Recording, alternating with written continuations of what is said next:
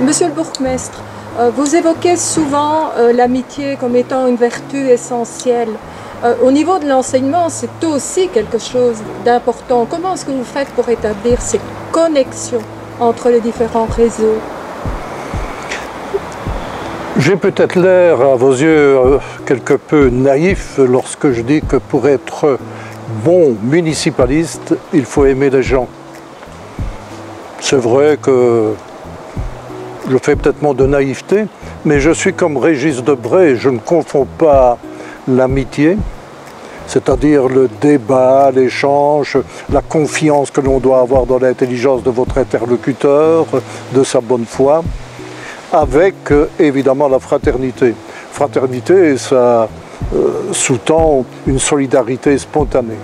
Mais pour revenir à votre question, il y a longtemps qu'on a dépassé les clivages à marche en famenne entre les bons sont d'un côté, les moyens ou les mauvais sont de l'autre. Non, ça c'est pas du tout mon genre. Depuis que je suis bourgmestre, et même avant moi avec Charles Hanin, on a toujours tout fait pour essayer d'entretenir les meilleures relations entre tous les réseaux. C'est ainsi que, si vous voulez que je vous cite quelques exemples. Voilà, un acronyme, Dieu sait si on utilise des acronymes et que le langage des municipalistes devient ésotérique pour le commun des mortels. ATL, agent du temps libre, qui est payé par la commune pour très très grande partie et qui peut aller dans tous les réseaux pour s'occuper des problèmes du temps libre. Des exemples, ils foisonnent. Par exemple, l'école des devoirs. Vous vous rendez compte que de 6 à 15 ans, vous pouvez avoir une remédiation, si vous voulez, grâce à des bénévoles, un encadrement avec des assistants sociaux, des gens formés, des professionnels que nous payons. Je ne remercierai jamais assez ces bénévoles et d'ailleurs, je lance un appel pour recruter des bénévoles.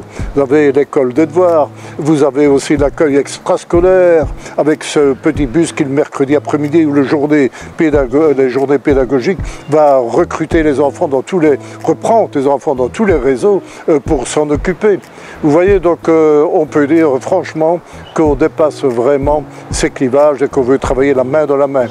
Vous voulez parler par exemple des repas. C'est à la mode, vous ne savez plus ouvrir la télévision que vous ne voyez des recettes. Encore faut-il que les enfants puissent manger chaud tous les jours. Rescolm. Rescolm, c'est cette équipe formidable dirigée à Hon avec M. Yves dans une cuisine bien équipée de notre école communale de Hon qui va permettre à tous les enfants du libre comme du communal de pouvoir manger chaud tous les jours à midi. Un repas super, un prix super démocratique. On ne voit pas à la télé parce qu'ils ont évidemment leur cuisine équipée et tout le personnel suffisant.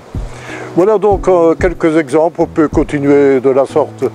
Allez, j'oubliais l'essentiel. Aujourd'hui, dans 1 heure ou 2 jours sur le conseil communal, vous vous rendez compte, du haut de ma folle jeunesse, je vais recevoir un bourgmestre de 12 ans et je vais lui présenter respectueusement mes hommages et m'inquiéter de la manière dont il a dirigé son propre conseil communal. J'espère qu'il n'aura pas trop de critiques concernant le mien. Ceci dit, c'est là qu'il y a déjà un apprentissage, si vous voulez, à la démocratie, à être des citoyens qui participent, qui collaborent et non pas des témoins d'une vie communale. Voilà, en quelque sorte, je pourrais peut-être continuer longtemps de la sorte. Est-ce qu'il y a un projet de voyage au Bénin prochainement? Cela concerne non plus l'enseignement fondamental, mais oui, vous faites très bien de me rappeler cela. Nous avons fait un projet qui s'appelle Hôpital pour Hôpital.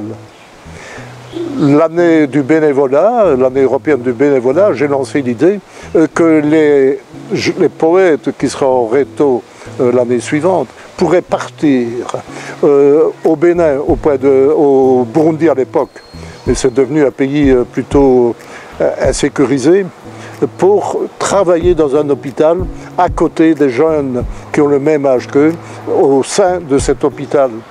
Il faut voir ces gens, quand ils reviennent, ils ont des étoiles plein les yeux, ils ont découvert un autre monde, une autre manière de penser, et ils ont trouvé surtout énormément d'amitié exprimée par des gens d'une autre culture.